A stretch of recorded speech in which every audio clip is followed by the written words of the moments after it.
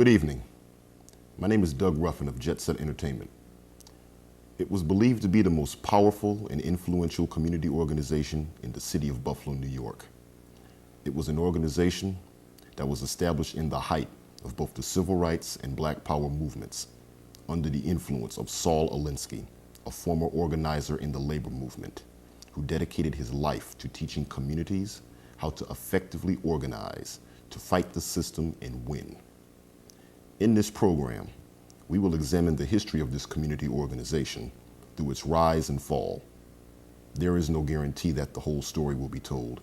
We can only attempt to do so. You will receive firsthand accounts from the leaders, staff members, volunteers, as well as others whose lives were affected in one way or the other by the B.U.I.L.D organization.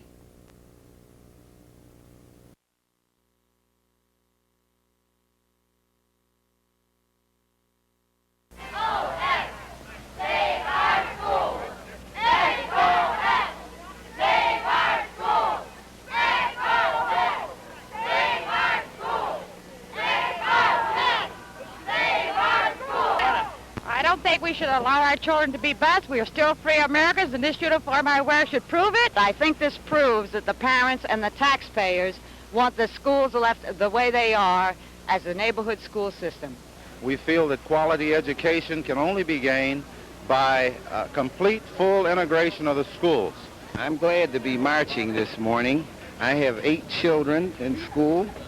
If the schools in the neighborhood aren't good enough, then I feel that we should bus them to where the schools are better. There had begun to be quite a bit of conflict in the school system with the desegregation problem, and the mothers were getting quite a bit of flack about conditions in the schools, and their children, many of them, were having some problems with the way things was being conducted in the school. The youngsters were being suspended seemingly for just little minor things, and there was some actual what you call it, cruelty to the children. Some of the children were really, they had been hurt. When the students came to school Friday, we heard that white students were coming to school to fight. So we asked the principal of the school to let the black students out. Now this was a fact. Now all the black students, not all, because some of the girls stayed. And that was their fault because they got jumped. When we left school, there was at least 200 white students out of school. And these aren't students of the school that make it so bad. The problem is not in the school, it's around, it's in the area. When I left school, you could have seen 6 cars, at least 6 cars of parents, fat, ugly, sloppy men standing in cars waiting for the students to come out. And when we came out of school, these big fat men got out of the cars with pipes and sticks. Not students, no, it's not students. All of them men over 25 and half of them over 30. All of these people were out there, and notice none were black. None were black. This is a lie. Quiet, let him finish. We come in here asking this august body and Dr. Manch as the authority of the Board of Education for solution, not only for Whitey's sake, but also for the blacks' sake.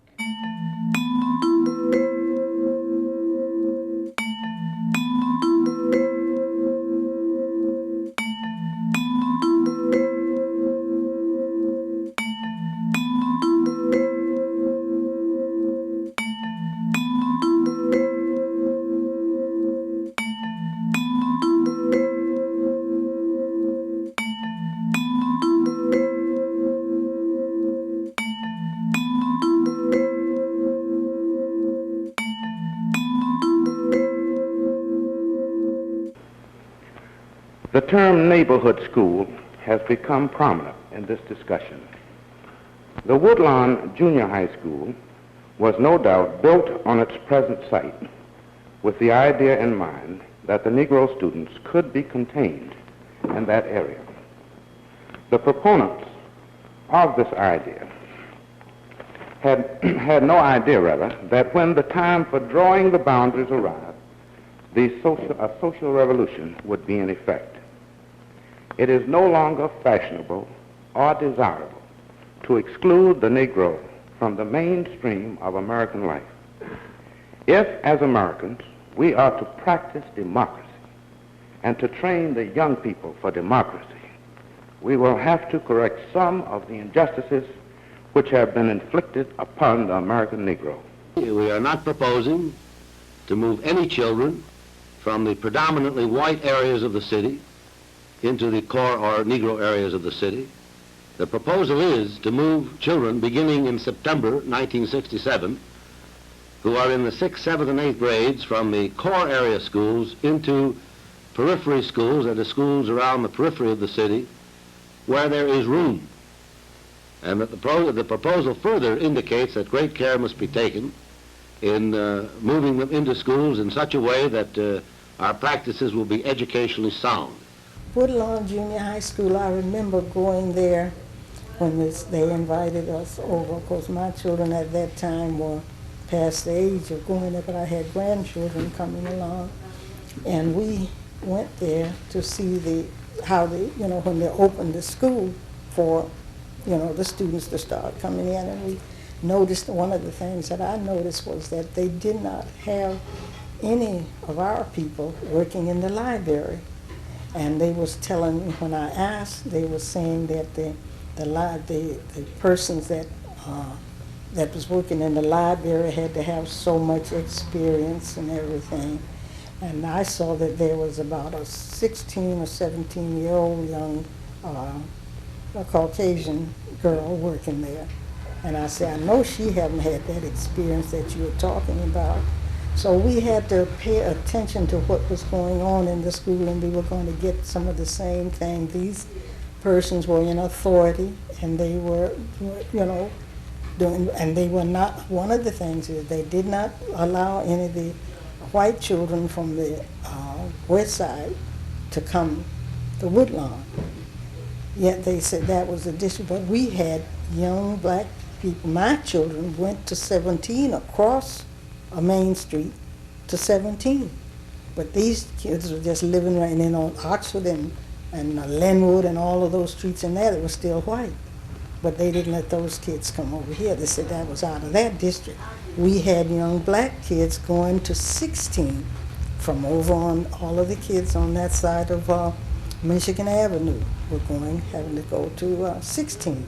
So why was it the difference between having this school here segregated, and they said the children from Genesee and Humboldt that way was supposed to come down here, but that was a lot closer. And see, we sometimes maybe I thought too seriously, I guess. I don't know what it was about things, but I would make the comparisons. The comparisons to me was why was it that black kids could go across Main Street and be in the district when white kids would not come? And so we wanted some control in the school. So therefore we felt it necessary to have some say-so in the school as it being, populated with just our children. We concerned parents were here today to confer with the school superintendent because we are not satisfied with the Board of Education's do-nothing policy on racial balance in the public school system. The State Commissioner of Education should by all means come into Buffalo and assist this Board of Education in doing something about this city's most rigidly segregated school system. There were a group of ministers, white ministers, that came to me after this city, the Board of Education, segregated WOODLAWN Junior High. We had no power to stop it, and they told me that there was a man in Chicago that knew how to organize ghettos. And so they gave me some material on it because I saw how powerless we were. We couldn't get anything done in the city, even through our elected officials. They had no power. When I say power, I'm not talking about abusive power. I'm talking about elective power, whereas people can move in numbers and get things done because City Hall respects your vote, your dollar, and an organized community. We didn't have that. So when they told me about Saul Alinsky and the Industrial Areas Foundation, I, along with other people that were concerned about the black community being organized, we said this is what we need. Saul Alinsky has had a long history of working with oppressed communities. out of Chicago's back of the yards, and the two organization, or the WOODLAWN organization, TWO, in Chicago, which basically, I think, brought Alinsky to national notice, and particularly brought on the involvement and interest of churches and minority communities in terms of his strategy for moving people from a state of apathy into action. And after his successful efforts in fight in Rochester, New York, we began to look at the organization and trying to see whether that would be a group that could work effectively in Buffalo. Well, the East Side Community Organization was the fundraising effort that we established in order to raise monies to employ the Industrial Areas Foundation to do the organizing job in Buffalo. The Industrial Areas Foundation, or Saul Alinsky's organization, had a very strong principle that funds in order to support an organization and pay for the staff should be free and clear. There should be money up front so that the organization and the efforts would not be in jeopardy of having someone cut off their funding when they were involved in some activities that perhaps a funding group didn't approve of. So that the East Side Community Organization was put together in order to raise the monies out of a local group. I happen to be in a position of being the first president of the East Side Community Organization. And I think partially simply because I was a Presbyterian minister at the right time, at the right place. We were trying to obviously secure funds from a number of the churches in the Buffalo area, and we were able to do that. The black politicians definitely were opposed to Alinsky. They saw this as an organization which they could not control. And a politician, you know, has to control everything is in the environment. He has to control it or kill it. And they could not control Beale. They were not allowed to vote in Beale or join the organization. And so they were opposed to it. Also, the powers that be, the people who exercise control in this town, did not want to give up any of their power, so they were opposed to it. You know, you just don't find power lying on the street corner. You don't go out and pick it up. If you're going to get it, you got to take it from somebody who already has it. And the folk who already had it didn't want to give it up. I had several prominent black people to call me in and said, look, we don't want that. I was writing for a newspaper at the time, and I was told right off the bat, look, we can do it ourselves. I said, you've been trying to do it for all these years and you haven't been able to do it? We'll get this man in here and find out if he can do it. But the opposition was from most of the people that had big jobs, most of the people that don't want to rock the boat. You got to rock it if you want action, okay? And so what we did, after we finished educating the people and telling them what was wrong, a lot of people sided with us.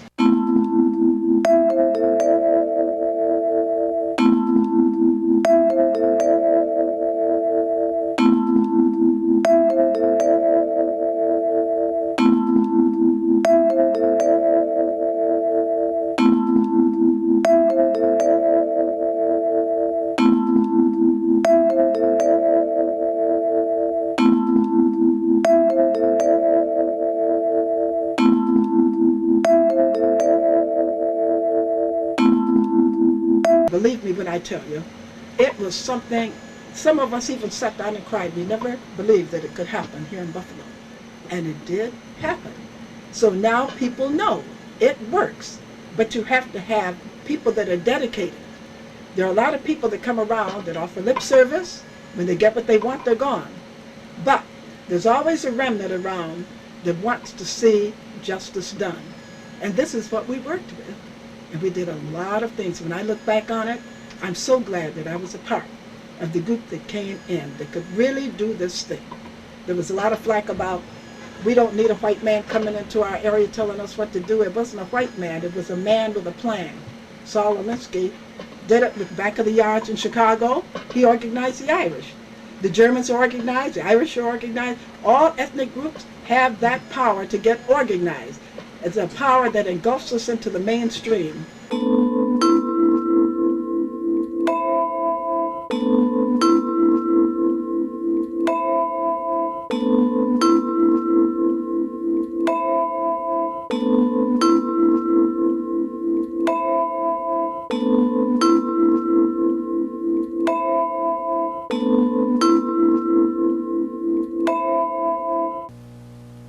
Oh, there'll be a tremendous sunrise. What do you think's going to happen November 1st? The Buffalo Church is going to toll their bells, or nothing's going to happen November 1st, except that there probably will be maybe the Buffalo power structure might spend a little more time in the bathroom the morning of November 1st in anticipation. In most cases, most of the stuff you're saying in the poverty program along that line are nothing more than almost pathetic pawns in the politics of the poverty program. A little stand-in cover-ups, and what do? They sit around and recommend some kind of a program. Somebody says we got to think up a program, then that program goes up to the next echelon, and the next echelon has a meeting, and they send it into Washington. Washington decides what it wants to do, sends it back down again. A community, and usually it's whatever Washington wants, a community which is not organized and doesn't have the power to get anything done is not going to get anything more than a few crummy crumbs, not just crumbs, but crummy ones. And they maybe have a little red, white, and blue on them that this is all democratic stuff. When a community is organized and has the power to get things done, and is proving to itself legitimately by its own actions that it has a road ahead, a road of getting into the debate and the decision-making and the give and take of the democratic process, then the idea of violence never even crosses their minds. Why should it? Any more than it would cross the minds of an individual. And in that sense, and for that reason, those communities that we've organized to date, there's been that kind of a record. But I want to get it very clear that this is not at all in our minds of preventing violence when we go into organize. This is what is in the minds of so many of these white agencies who are really out to keep the animals quiet in the zoo. They don't give a damn about correcting segregation practices or all of the evils and iniquities that are inherent and basic in the whole system on it. All they're interested in is just keeping what I said was a zookeeper mentality, keeping the animals quiet. Now, as soon as the power structure, the powers to be, the people that run things in this country, City Hall, name it, state, what have you, when they see where you're going to be able to do something to better your condition, which they don't want you to do, or else if they were going to do it, they would have done it, okay? They come in to disseminate your power. So they will throw up a program, the CAO, there was another program that they threw up, and what they do, they buy off your leadership. When I say they buy them off, they give them jobs. So once they give you a job, that's it. Then you're on the other side of the desk telling the people that need help, that you were trying to help, what to do. So that, therefore, Saul Alinsky's thing was, you cannot go along with people that have strings on them. Once they give you a job, you have strings on you. Poverty programs, and it's a bureaucracy set up to keep everybody silent. And they can't come out and do what we could do that have no strings on us. The anti-poverty program in Buffalo took shape two things, CAO and model cities. Model cities was the city's response to B.U.I.L.D. Because B.U.I.L.D. applied to become the model city agency, so that cities, that funds rather, for model city programs would come through the B.U.I.L.D. organization. The city government decided not to do that and hired Jesse Nash to be the director of model cities. And Jesse set out to hire, since they had lots of money and we didn't, he started hiring organizers out of the B.U.I.L.D organization. So Model Cities, in a sense, was in competition with B.U.I.L.D and was set up by the city just to do just that. Saul Alinsky sent a young man in here by the name of Richard Harmon that had this community organized within 6 months. He met with all the religious groups. He met with all of the political organizations. He met with different people and showed them how we could get organized. Within 6 months, he did it. And there are some people that had been trying for years, and they couldn't do it. Richard was probably very close to being a genius. He was the first IAF organizer on the scene here in Buffalo. And he was brought in to be the executive director of the organization and to get it off the ground. The reason that Harmon was brought in was that a conscious decision was made in IAF that if a black organizer had come to Buffalo, they would have had him for breakfast. They would have eaten him alive. Probably would never have gotten off the ground. But this young white boy comes to town, and you know, not only does he have the ear of sympathetic whites, but blacks listen to him as well.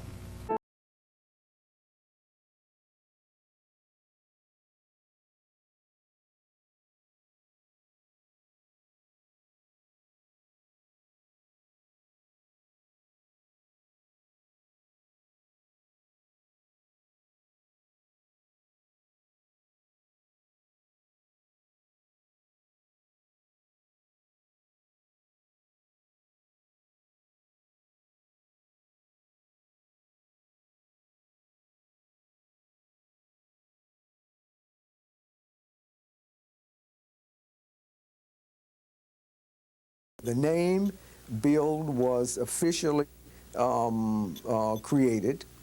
Up to that point, we had been really working without a designated name for the organization, building groups, organizing communities, smaller groups to come together in the B.U.I.L.D Federation of Organizations, because B.U.I.L.D was, in fact, a federation of organizations.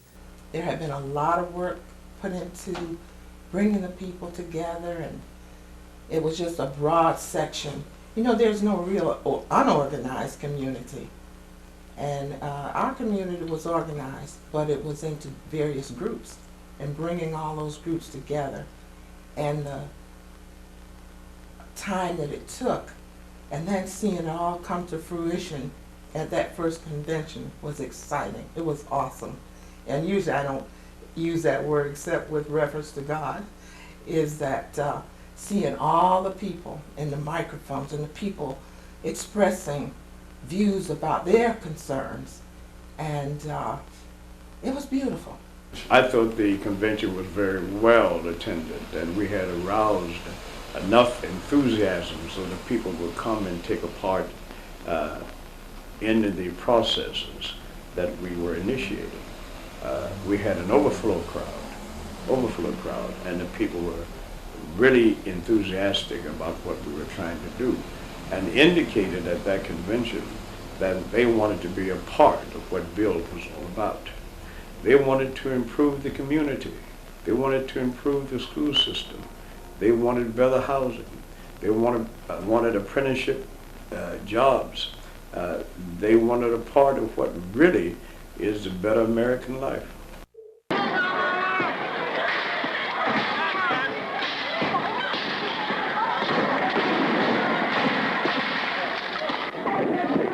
Relations in the world, which we have had ever since. That's on camera. All right, go ahead. We've had good relations. We've had a few troublemakers around, a few agitators. And if a leader gets up and he screams about police brutality, he gets an audience. This is what they want to hear. They might. Why? Chief? I don't know. It's more rough. Chief, what? They're taking somebody.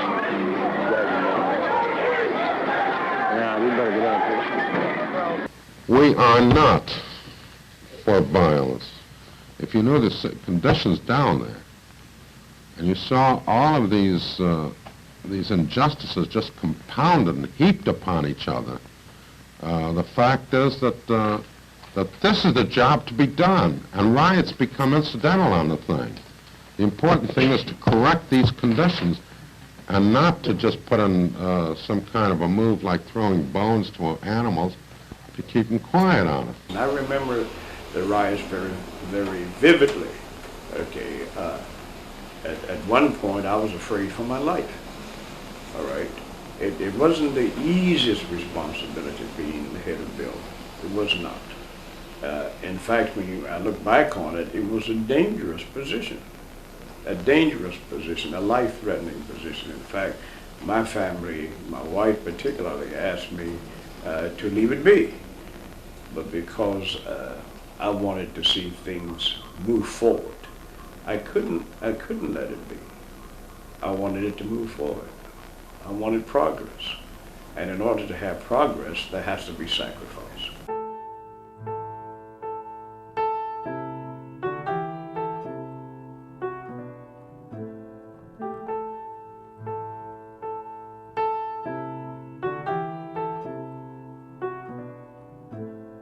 On Madison Street, there was a vacant building that had been vacant for years. Neighbors had complained to the city, trying to get it torn down. It was a rat breeding ground. Children were playing in that old building. They wanted it torn down, and so the organization decided that we would support the block club, and we encouraged the block club to give the city an ultimatum. So they painted this huge sign on a sheet. The city has 24 hours, you know, and everybody knew that the reference was 24 hours to take this building down. And that was the ultimatum we gave to the city. We hung the sheet that night about 6 o'clock. The next day at 3 o'clock, 3 p.m., the building was razed. And people often ask us, what would we have done if the city had not torn the building down? We had a number of options. I wouldn't be surprised if some of the wood from the building had not found its way to the mayor's front porch.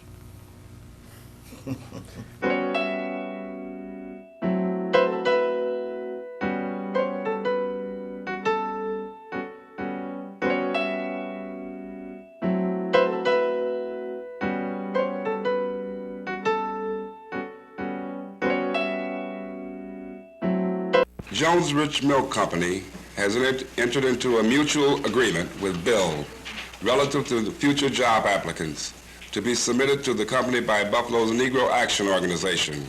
This is a case of two civic-minded organizations working together to solve a major civic problem. Well, Jones Rich was at that time was a locally established company. Okay. And so consequently being on Ferry Street near Michigan and having distributors throughout the city, which was an old established Buffalo company. And what we decided we would do, since it was in the heart of the black community then, we figured that they should have better job openings and more job openings for people of color. Oh, the Jobs Committee was very active. They would do things like try to negotiate with companies that were not engaged in affirmative action or did not have black people, minorities represented in their workforce.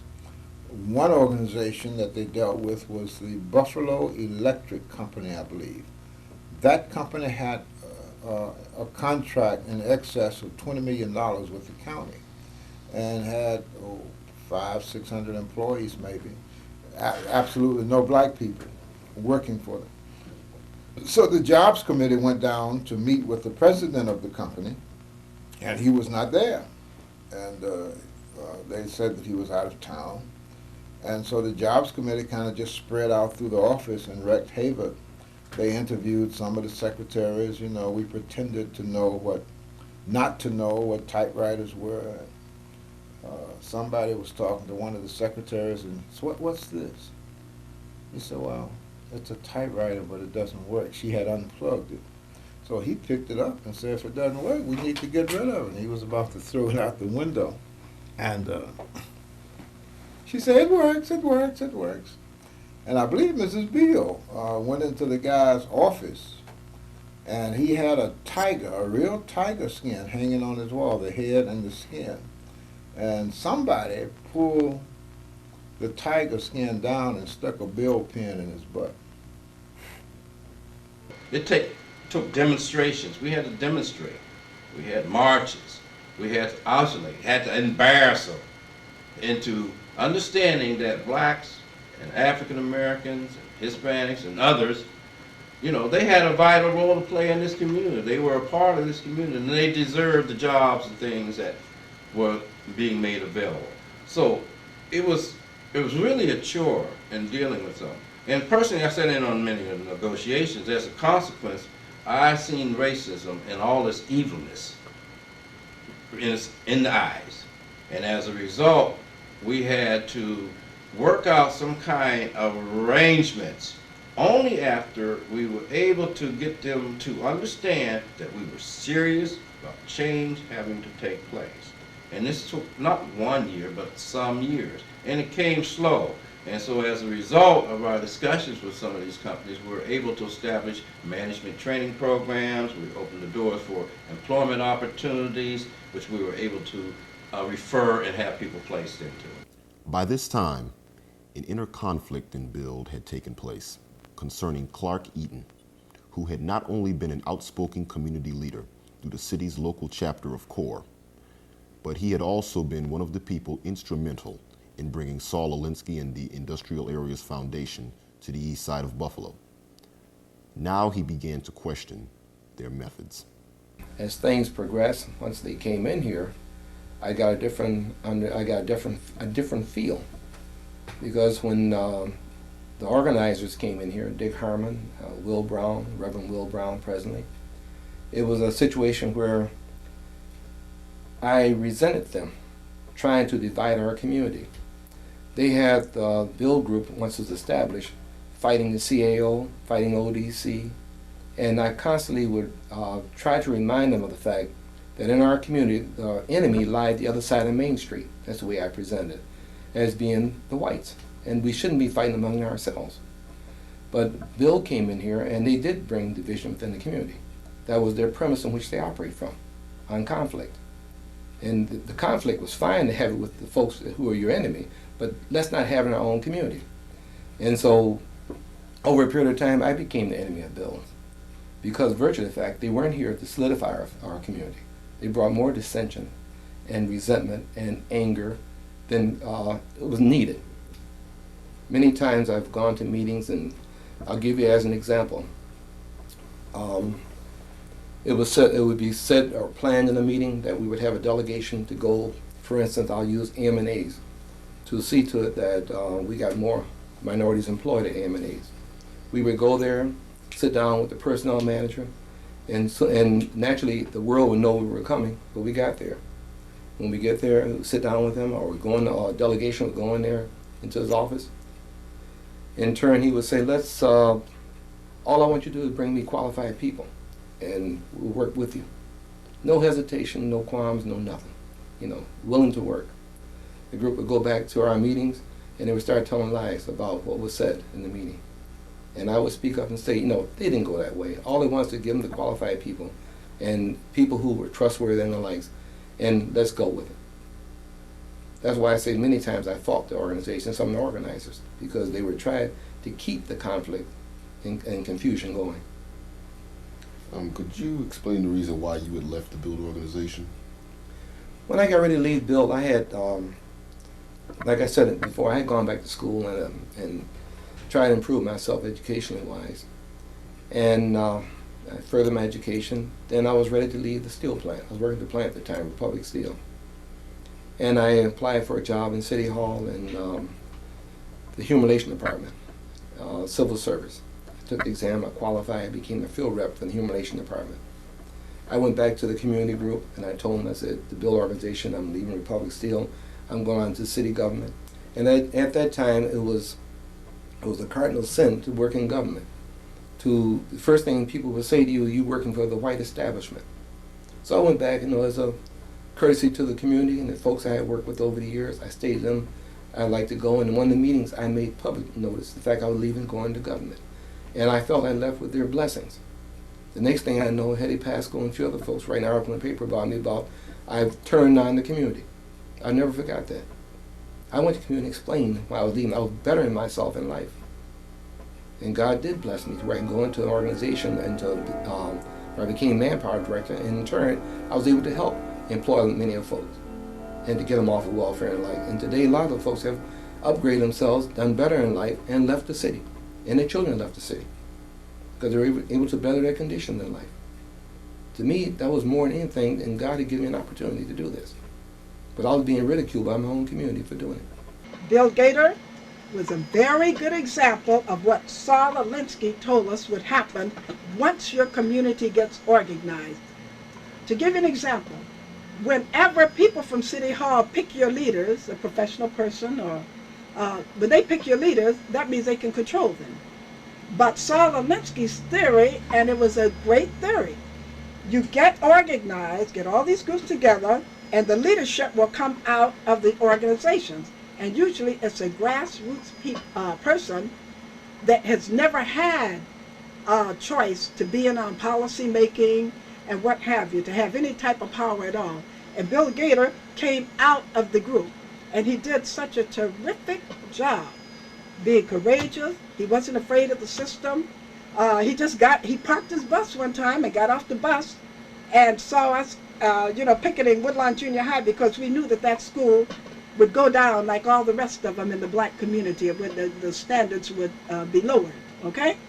And then he became a leader. A lot of people out there have leadership ability, but nobody says anything, and they'll say, well, you're grassroots.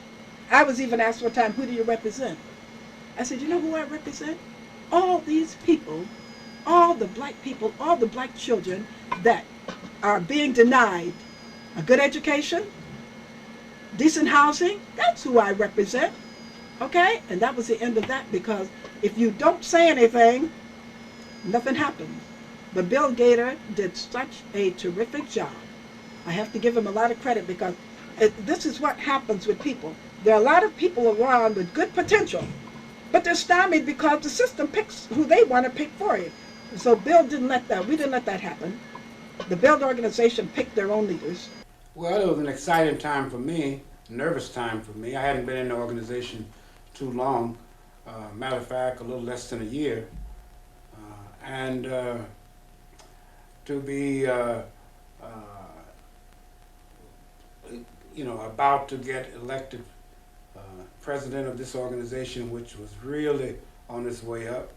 And then shortly before the convention, a day or two, Martin Luther King was slain, and so that added to the drama, and so it was a very intense time. There was a lot going on, and a lot of excitement, a lot of sadness. I'm not sure I had plans for Bill when I was first elected president. I think my objective was to learn and to work with the officers who were already there before me, and to be effective.